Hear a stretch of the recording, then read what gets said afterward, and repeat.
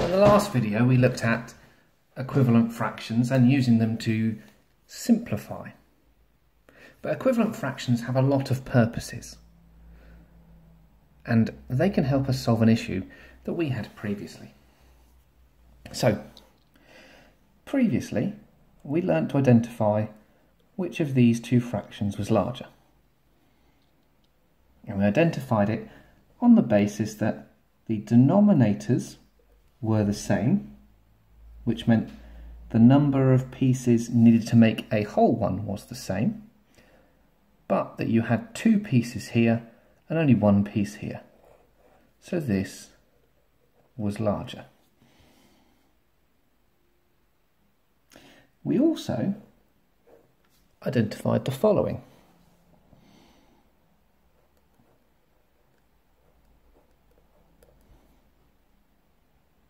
If the numerators were the same,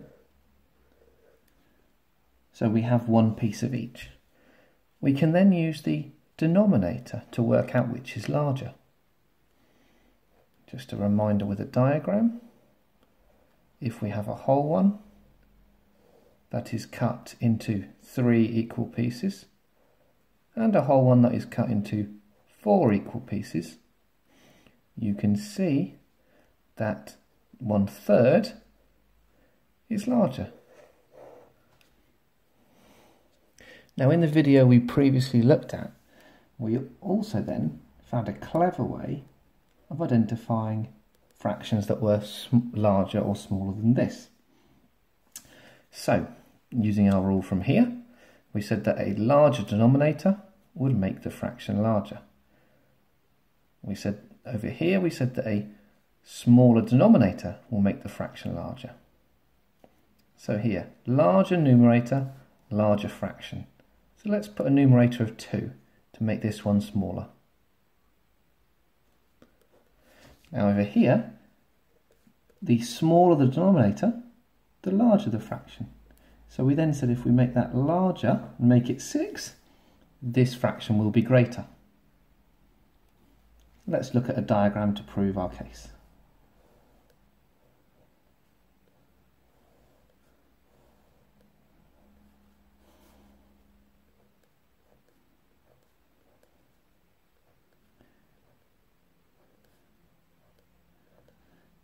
Now,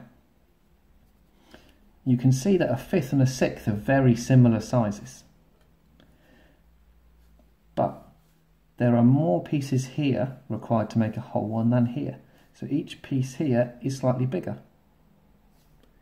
However, they are not only bigger, but we have 3 of those compared to 2 of those. So this is clearly the bigger fraction because we've made sure that the numerator is greater and the denominator is smaller. Now, let's look at another case.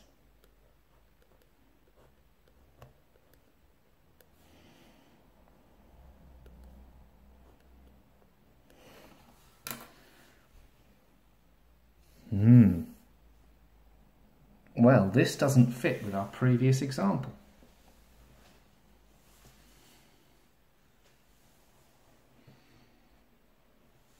What you can see here is that the numerator is larger here, so this will make this one larger, following this rule. But over here, the denominator is smaller, which makes this one larger. So how are we supposed to tell which is the larger fraction?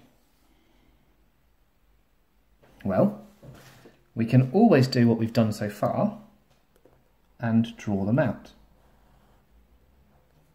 The problem with drawing them out is it takes time and you have to be accurate.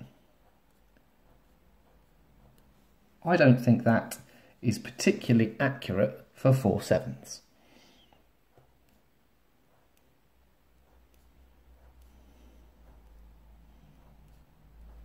There are my 5/8. Again, not very accurate.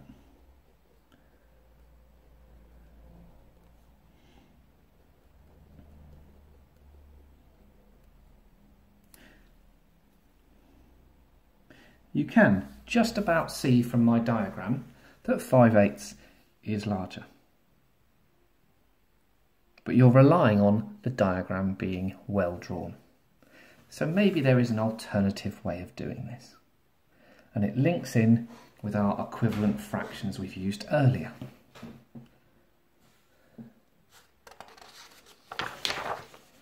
So let's take these diagrams to a larger scale in order to see this clearly.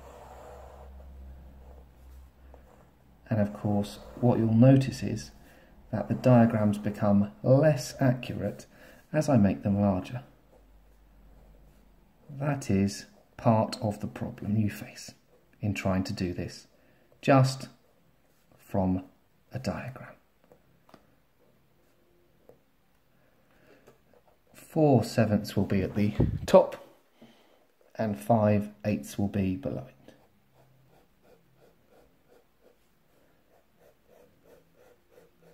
Some of you will be relieved to see that my 4/7 is still smaller than my 5/8, as we saw previous. So we're starting to feel confident that this is the larger fraction. But is it? Or have I just drawn it terribly twice? Well, what we saw previously was that we can chop up fractions into smaller pieces. That makes it very easy to do several things.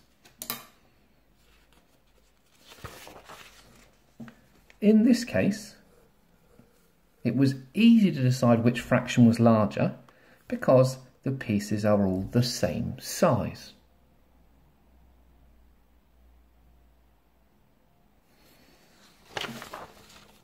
Could we make the pieces the same size in this case?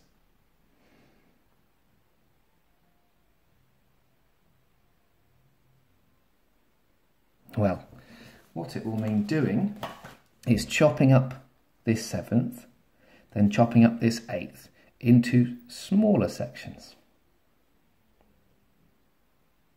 What it will mean doing is taking 4/7 and taking 5/8 and chopping them up into the same size pieces. So these two numbers here would need to be the same. How can I do that? Let's have a think.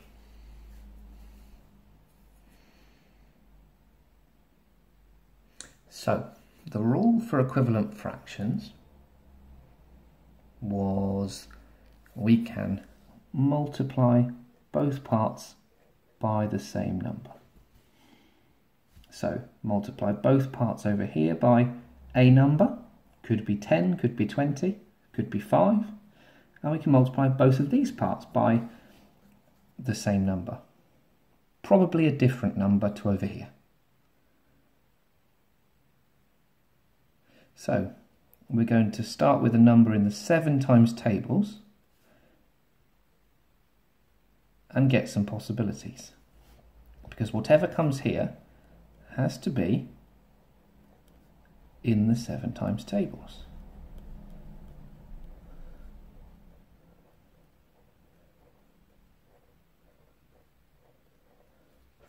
I'll just write those first ones out. Now, all of these are possible numbers to go here, to convert this fraction into another equivalent fraction. But some of them won't help us. If I made the denominator of the fraction 21, that would be multiplying by 3. Remember that we're also going to try and make the denominator of this fraction the same. Can we do that if the denominator is 21? No, we can't, you're right. So, we need to look along here and find a number which is in the 8 times tables. I'm going to cross out some of them straight away. Can you tell me why?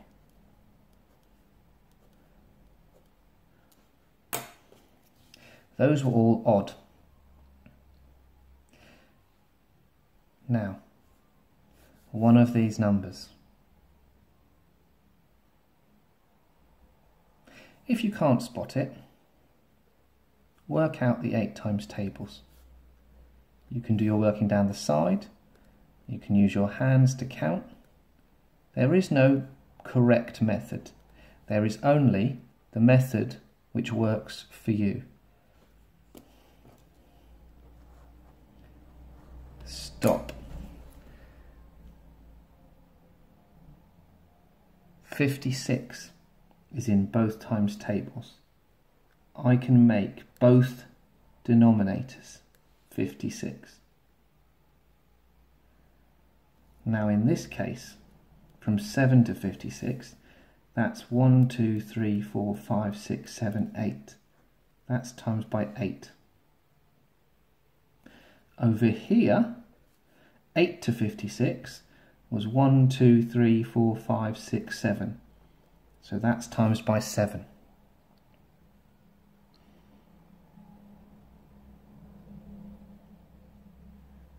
Now, over here then, I have to also multiply the numerator by 8, which will give me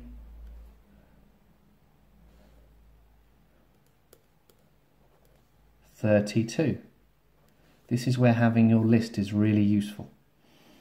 Over here, I've got to multiply the numerator by 7.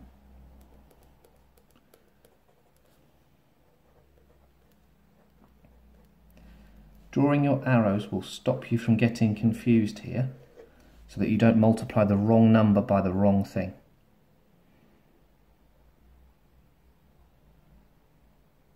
Look at my 2 fractions I have now. These 2. Which is larger? Correct. 5/8 is larger.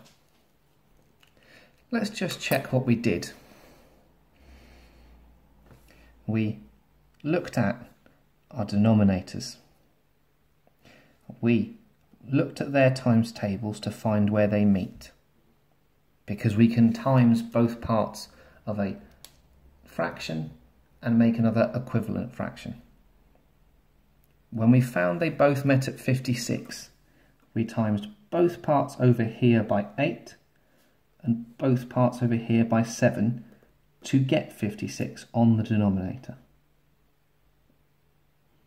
We then looked at the 2 fractions with the same denominator and then used the numerators to decide which was bigger, because all of our pieces were the same size. 56 pieces makes a whole one, 56 pieces makes a whole one, but I have 32 pieces here, whereas I have more pieces over here.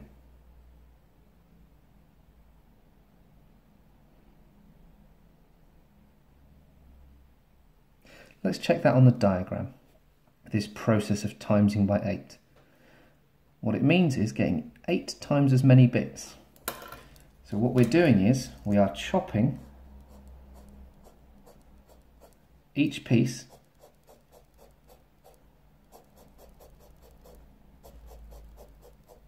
into 8 times as many bits. So there were 7 pieces, they're all now chopped into 8, so I have 56 bits in total. Each of my 4 pieces I had is chopped into 8 pieces, so I have 32. With my 5/8,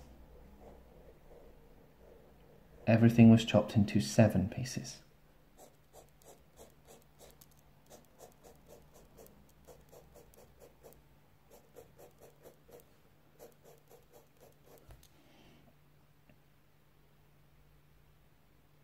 So I did have 8 pieces, now those are each chopped into 7, that's 56 pieces in total.